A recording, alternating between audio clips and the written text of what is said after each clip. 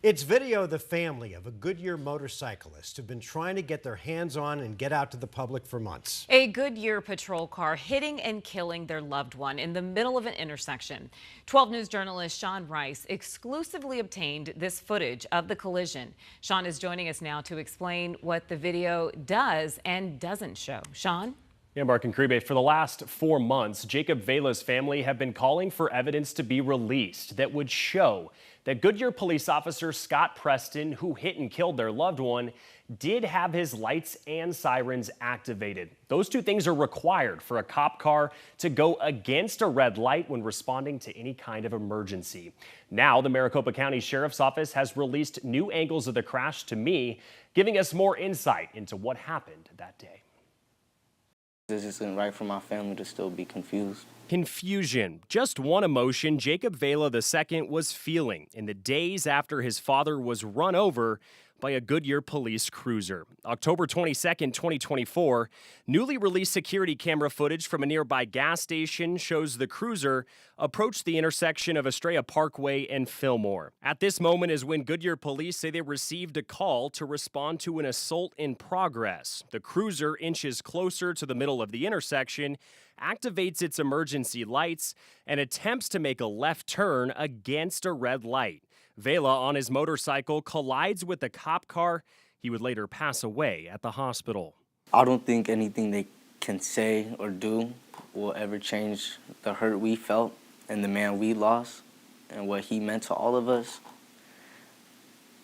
But something does need to happen, and someone does need to take ownership. The Maricopa County Sheriff's Office assumed the investigation into the collision. A 116-page report released to 12 News outlines their work over several months.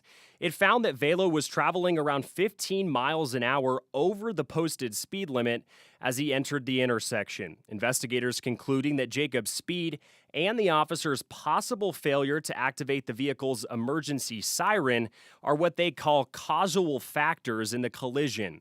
The sheriff's office says they reviewed body camera footage from the officers. The footage starts after the collision takes place and shows that the emergency lights are on, but the audible siren is not. When the patrol car was inspected, they found that the switch controlling the emergency lights was activated, but the siren switch was off.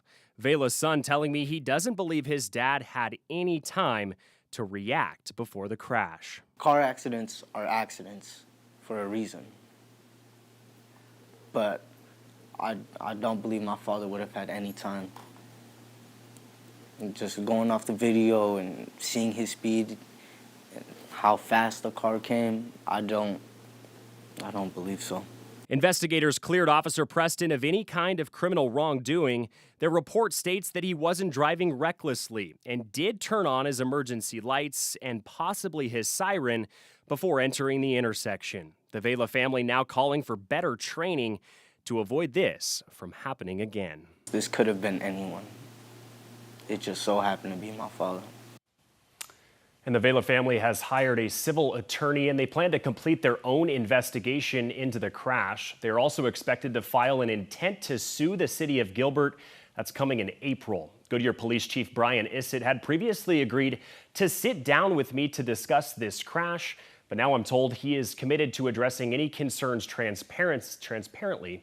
That would be after all court proceedings are finished. Back to you guys. Yeah, it's tough to hear that son talk about his father, Sean. It's heartbreaking, and hopefully this new investigation will give them some more clarity for whatever that's worth. Right. Yeah. All right. Thank you.